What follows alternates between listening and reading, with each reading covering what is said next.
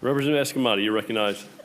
Thank you, Mr. Speaker. I am ready always. Okay, so I just want to, thank the member for the debate on this and for the questions I got yesterday with one of my amendments. I just want to reiterate, this has nothing to do with safety of one's family and everything to do with hiding someone's travel figures and locations, who doesn't want the public or maybe even opposing candidates to know their whereabouts. I see a lot of bills this session that have specifically been allocated to support a single individual who plans to run for president. And I just don't think we should bend laws to benefit one individual and their political aspirations.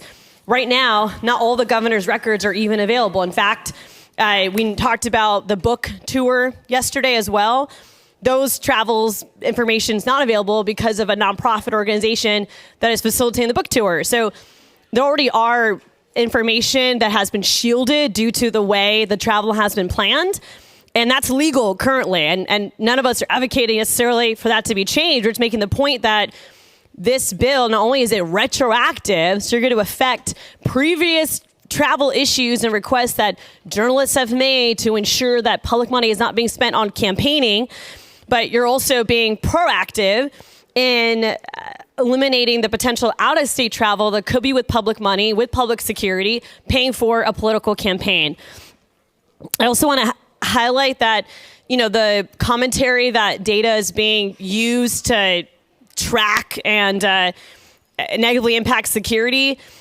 I appreciate that anecdote, but I would argue that we have politicians who post their public information and location online all the time on social media, wherever they are. So they're already just locating to us where they are based on photos they post online. And so if they're so concerned about their location, why are they posting it online? Clearly, that information, that mapping could already happen based on what we see on the internet. And so again, I just don't buy that claim. I also just want to stress that we have multiple governors in Florida who have never pursued this type of policy change, including Governor Jeb Bush, who was the brother to a president of this country, where we had very high security concerns, especially following the tragedy of September 11th.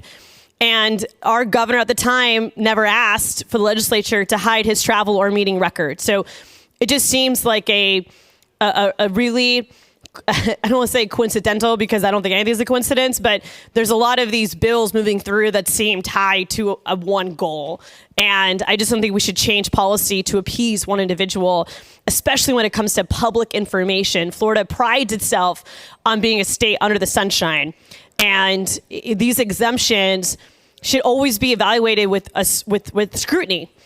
And they do require 2/3 majority. That's why that requirement is there, because any decision we make to hide something from the public should be thoughtful and intentional and not have every unintended consequence evaluated. I'm very concerned that we're not doing that here.